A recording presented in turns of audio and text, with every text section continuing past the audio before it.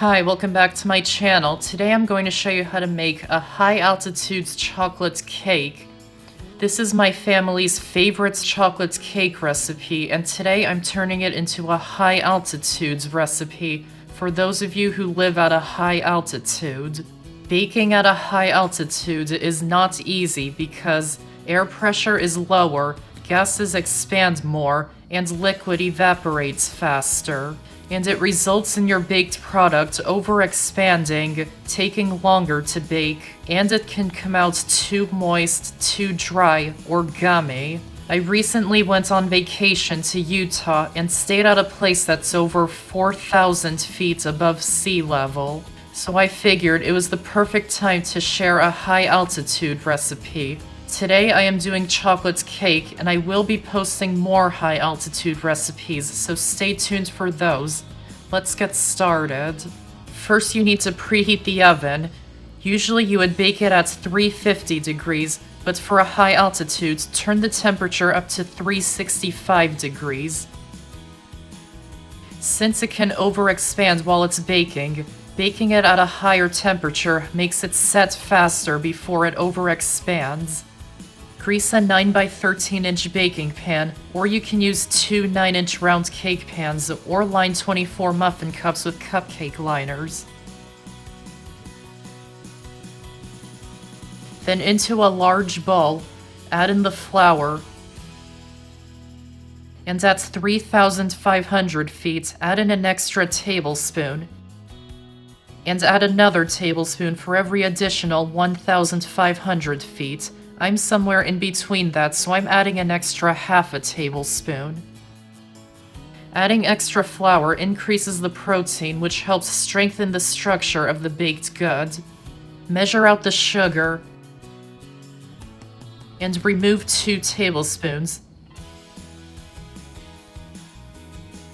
This is because increased evaporation also increases sugar concentration, which can weaken the product. Add in the cocoa powder. I'm using Dutch processed cocoa powder for a deeper chocolate flavor. You can use regular if that's all you have.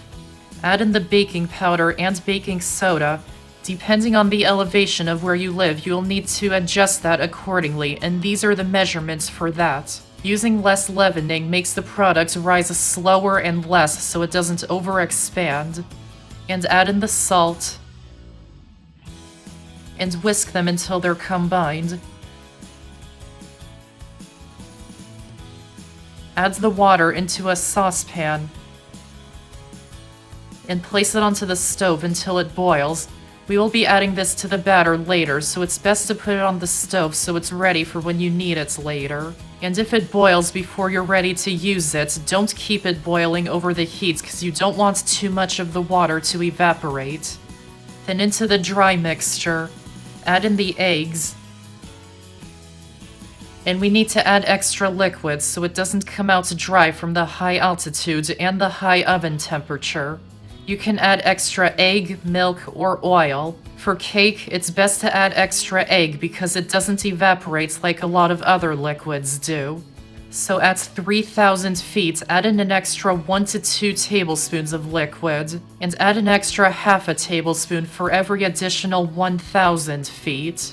If only part of the egg is needed, use only the white, or you can beat the egg together and add the amount of liquid that you need. I have extra egg whites from making another high altitude recipe, so I'm adding those into here. Then add in the milk, canola or vegetable oil, and vanilla extract, and whisk them until they're combined. Try not to overmix the batter. Then add in the boiling water that we had from earlier, and mix it until it's combined. Pour the batter into the prepared pan, and bake it in the oven for about 30 to 35 minutes until a toothpick inserted into the center comes out clean or mostly clean with a few moist crumbs.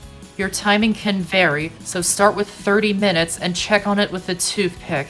If a lot of wet batter sticks to it, bake it for another 5 to 8 minutes and test it again. If a little batter is sticking to it, bake it for another 2 or 3 minutes at a time and keep testing it until it comes out clean. And try not to open the oven too often because you don't want to drop the oven temperature. And if you're baking it in 2 9-inch round cake pans, it will take about 25 to 30 minutes. And for cupcakes, it will take about 20 to 25 minutes. When it's done, remove it from the oven and let it cool completely. Then I made half a batch of my best ever vanilla buttercream frosting and added some cocoa powder to make it into a chocolate frosting. You can add as much or as little as you like depending on how chocolatey you would like it to be. And you may need to add an extra liquid if it gets too thick after adding the cocoa powder. I'll put the link to the recipe in the description box. Then just spread the frosting all over the cake once it's completely cooled. And it's ready to serve. And that's how to make a high altitude chocolate cake. I hope you enjoyed this video, and if you did, give this video a like and check out my channel for many more videos and subscribe to my channel for more to come. Thanks for watching, and I'll see you next time.